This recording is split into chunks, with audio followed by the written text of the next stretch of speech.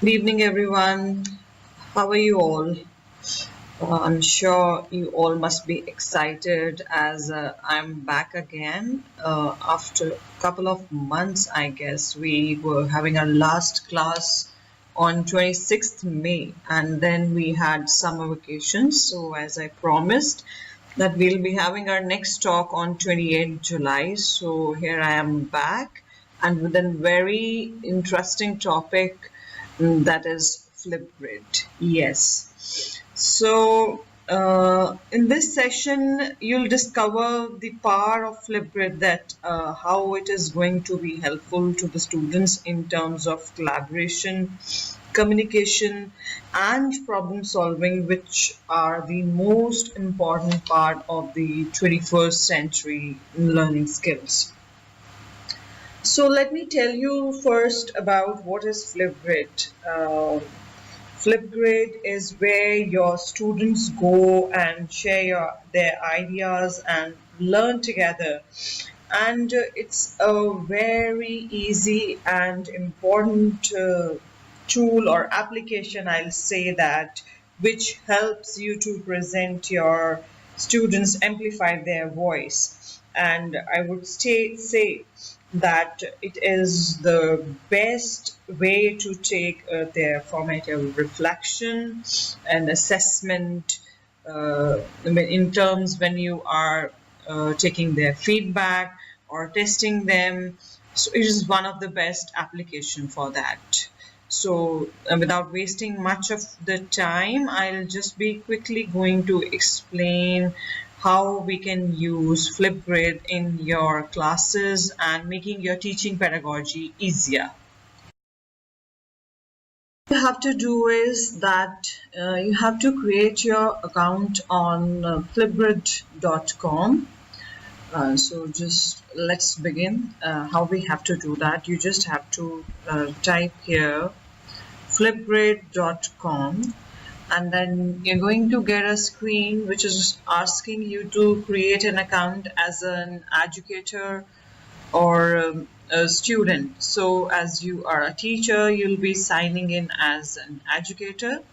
So it's for the first time, if you are using it, it's asking you to register, as I had already logged in. So it's taking me to that. Otherwise, it is asking you to make an account. You can create it using your email ID, and then you can create the account very easily. So as I'm already signed in, I'll just be quickly now telling you how you can create your grid and then your topics for that. For creating a new grid, you just have to click on this plus new grid button. You will just click here.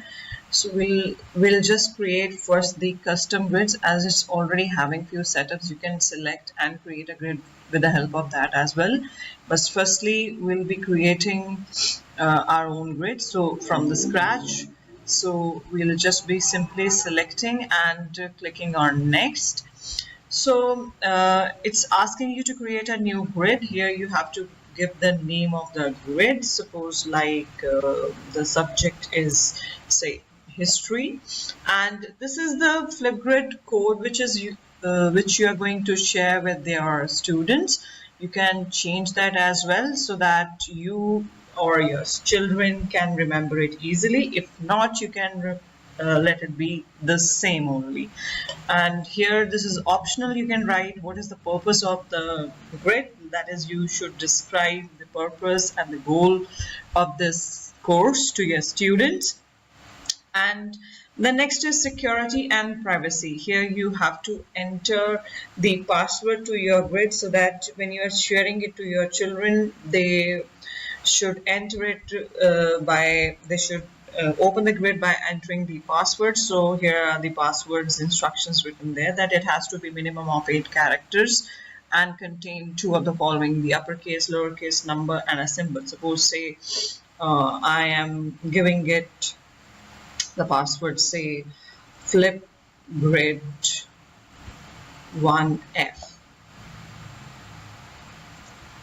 Okay, so my password is Flipgrid 1F, and then require EU participants to provide an email address to submit their videos. So it's up to you. If you want, you can click on the toggle button, so you switch it on or off as per your choice. And you wanted that when your student has submitted the video, it should notify you as with an email, and so that you can go and check it on the grid. So you can let this button be on, and you want your students to download their video after creating the response. You can let it be on or off as per your choice, and allow the students to receive email notifications when new topics are created. So you can set the policies as per your choice. Think on and then choose the options. And captions, display auto-generated captions for best results. Videos should be recorded in an environment with little ambient noise. So that is there. And then make your grid active or inactive. Inactive grids will not be accessible to the students. So then if you feel like that grid is not in use, so you can make it inactive. Comes how to beautify the header of the grid. So you can select any of the predefined images are available here. You can select any. So say I have selected this one, and if you don't like any of these, you can drop your image also, and then after that you can click on create the grid. And once your grid is created, you are asked to create a topic. So you have to write the topic details here, as like suppose Indus Valley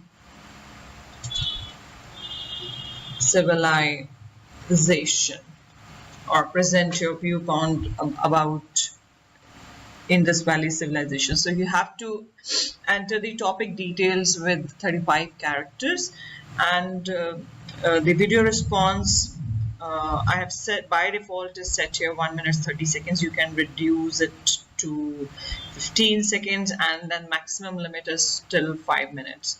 And this is the date which will be displayed on the topic when the video is uploaded. You can give the topic description question here. This was the title of the topic. Here you can give the question which you want to discuss with the students. So you can write any question here. What is your, or explain your idea, explain the Indus Valley civilization, or any interesting topic you can keep, like what do you understand from Boolean and algebra, what's your favorite tool when you are using IT in terms of your pedagogy. Anything you can write here, so that your children can discuss on that topic. They can read and then record their viewpoint on that topic. Next is the topic privacy. Here is the response moderation. If this is clicked, that means when the response is coming, until and unless you are not validating it, it is not going to be displayed on the grid. And if you click here, that means the response will be automatically added. You are not going to be moderating it. So for putting it privacy, you can put a tick, and then require email for responses. That's your choice. You want that your children should enter the email ID. You can switch it on. It's a toggle button, and then you can put it on. That requires students to provide an email address to submit their video. So that's your choice.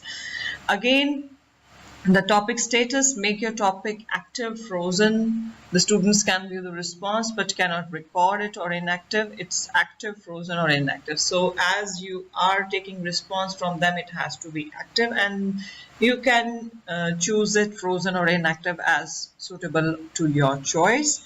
And then you can select the date as well. Next is topic resources. They can record and then upload it on the grid, or upload it on the grid, add it in a Vimeo, and then have a Jiffy image or an emoji. So that can be the resource. It's optional. And they can add a link also, like if they are explaining the topic and they have done a research or they have created any attachment, kids can attach a URL here so that they can better explain about that topic discussion. And if you have given an assignment, a deeper study, they can add a link here or a attachment title here. What is this link all about? They can do that, and then they can move forward. The very exciting part, which I personally also like, is the decoration or when the video is recorded, that is with stickers and drawings. That is a selfie decoration. So you can give the options of stickers only, drawings, and then stickers and drawings both. So I suggest you should give both stickers and drawings, as this is the best part when you're submitting the video. And then replies to responses, allow the students to reply to a response. Like when you have submitted the video, students have an opportunity that they can get and give feedback to the videos which are recorded, and you are making this response public, private, or not. So that's there. And display the number of views as a video has received. So that should be on, so that any student or user should see how many times their video has been viewed and what are the likes, what is the response to that video. That is there.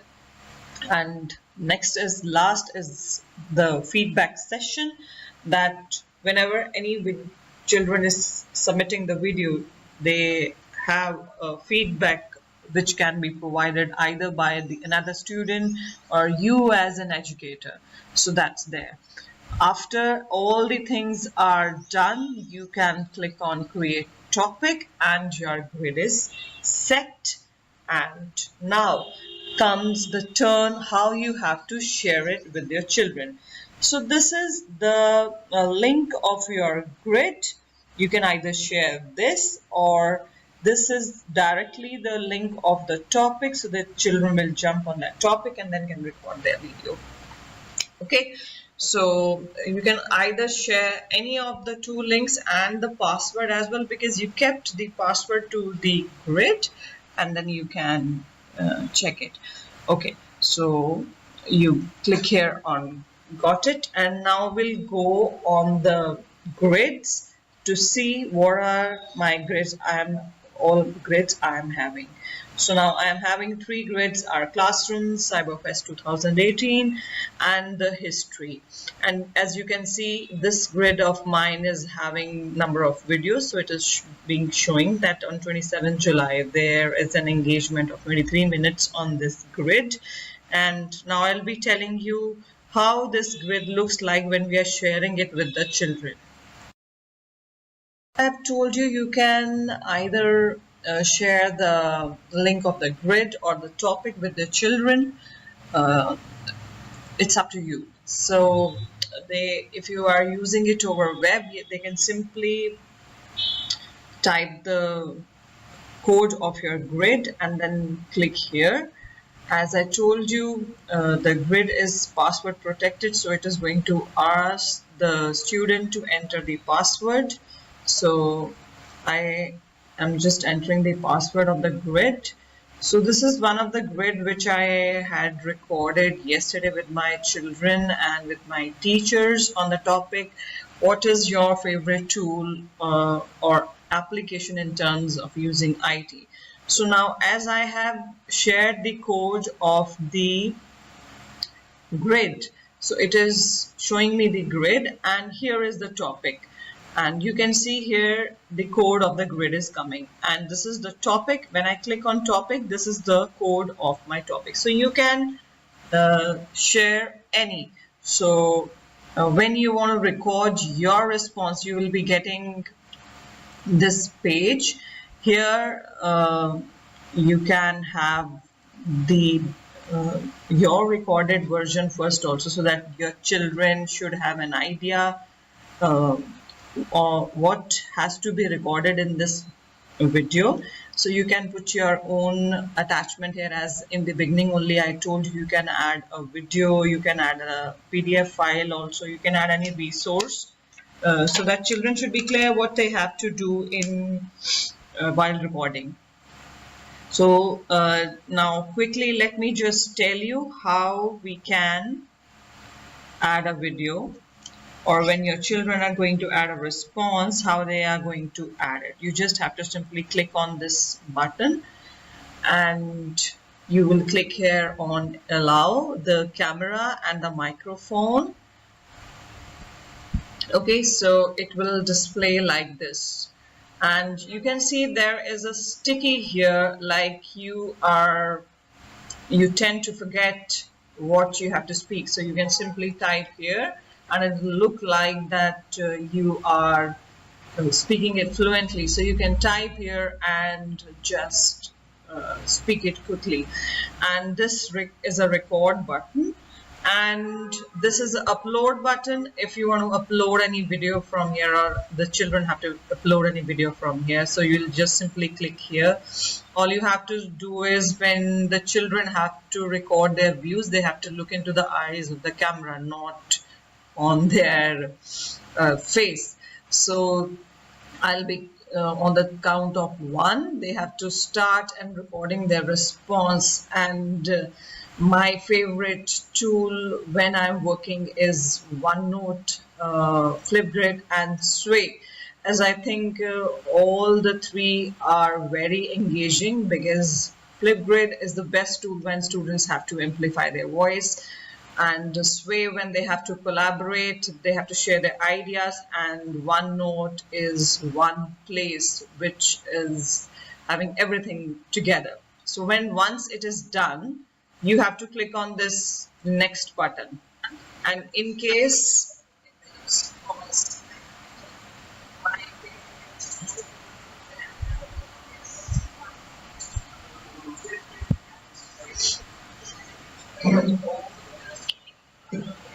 okay, so in case you are not satisfied with your recording, you can simply click on this trash button, and in case you are okay, you can click on this next button. And now is the time to have a selfie. So let's have a selfie, an image which will be depicting as a thumbnail. So let's have it. Okay, so now is the most exciting and the part which I love. So you can decorate it with the help of emojis. Children love this, I must say that.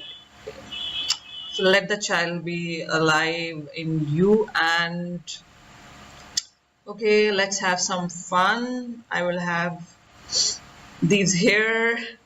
Okay, looking fun. Fine, you can have any glasses or anything you can have here. Okay, and